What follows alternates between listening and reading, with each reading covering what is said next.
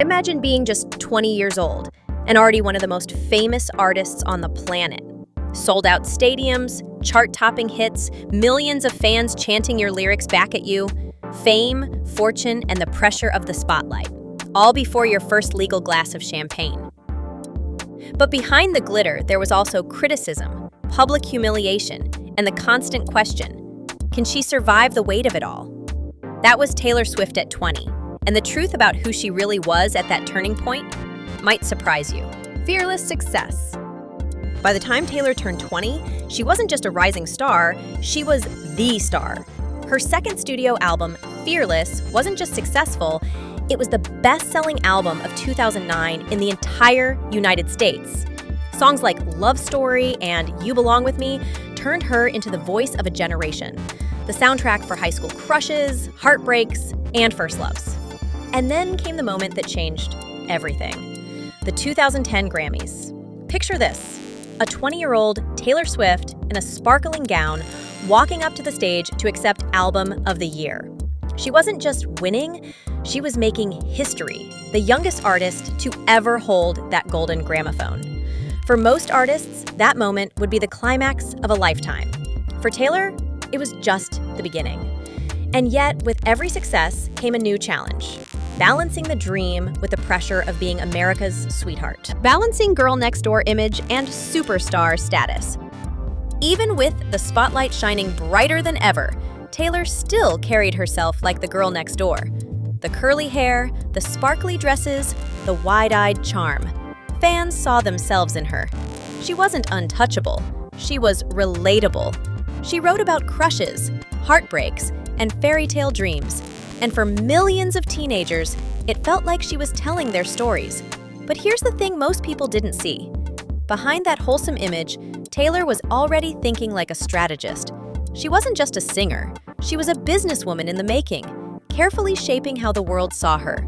And that balancing act, being both the ordinary girl and the extraordinary superstar, wasn't easy, because fame has a way of testing just how much you can hold on to who you really are.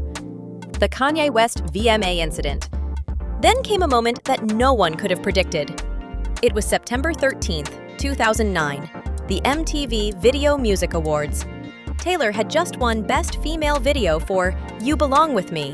She walked on stage, smiling shyly, ready to thank her fans, when suddenly, Kanye West stormed up, grabbed the mic, and said the words that would echo through pop culture forever. "I'ma let you finish." The crowd gasped. Taylor froze.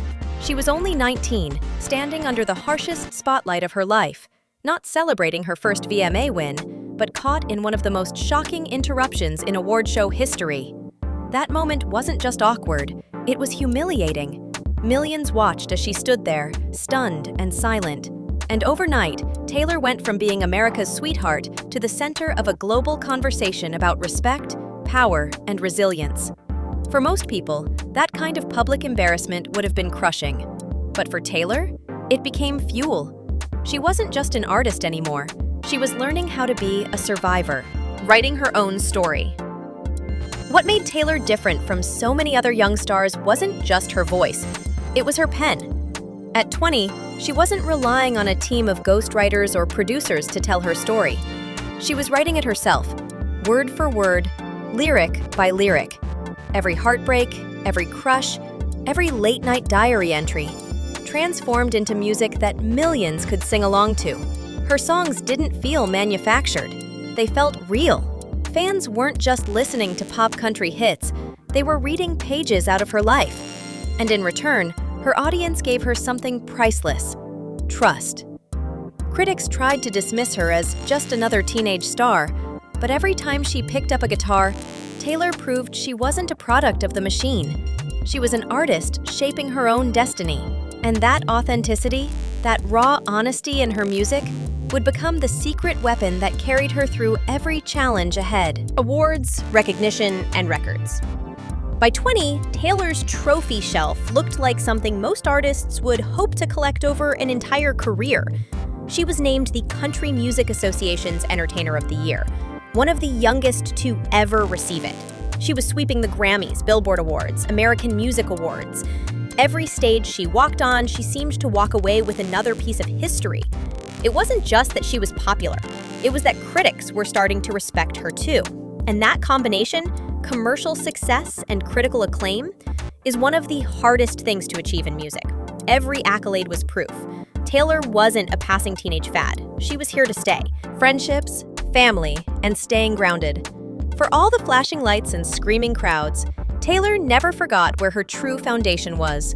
At 20, her mom Andrea was her rock, traveling with her, grounding her, and making sure that behind the superstar, there was still a daughter who felt safe and supported. She was also finding friendship in an industry that can be incredibly lonely. Stars like Selena Gomez weren't just industry peers, they were growing up alongside her, navigating the same spotlight pressures together. And those relationships mattered, because fame can swallow people whole, especially at such a young age. But Taylor had people around her who reminded her of the person she was before the fame, and that kept her balanced in a world where balance is almost impossible to find. From country darling to crossover star. By 20, Taylor was already starting to outgrow the box she was put in. She was marketed as a country star, but her songs were doing something rare. They weren't just topping country charts, they were dominating pop radio all over the world. You Belong With Me didn't sound like it belonged only in Nashville. It belonged everywhere, blasting from cars, played at school dances, sung by fans who didn't even consider themselves country listeners. This was the first hint of the shapeshifter she would become. Taylor wasn't going to let a single genre define her. She was already testing boundaries, pushing herself toward a sound that was bigger, broader, and more universal. And looking back, you can see it clearly. Even at 20, Taylor Swift was planning for a future far beyond what anyone expected, who she was becoming. At 20, Taylor Swift was more than just a chart-topping singer. She was becoming a symbol of ambition, vulnerability, and resilience. She had already faced public humiliation in front of the world and turned it into strength. She had the innocence of a dreamer, writing love songs in her bedroom, but also the wisdom of someone who understood the ruthless side of the music business. And maybe most importantly, she was showing millions of young people that it was okay to be both vulnerable and powerful, to be soft but unshakable. Looking back, 20 wasn't just another birthday for Taylor Swift. It was the turning point, the moment she went from America's sweetheart to a cultural force destined to reinvent herself again and again. Takeaway. So, who was Taylor Swift at 20? She was the girl scribbling love songs in her bedroom. She was the young woman walking onto the Grammy stage to make history, and she was the star brave enough to stand tall, even when the world tried to shake her. At 20, Taylor Swift wasn't just living her dream. She was laying the foundation for a career that would transform the music industry forever. And maybe that's the real takeaway. Age doesn't define greatness. What defines it is vision, resilience, and the courage to tell your story, no matter who tries to silence it. That's who Taylor Swift was at 20, and it's the reason she's still here, bigger than ever, rewriting the rules of what it means to be an artist.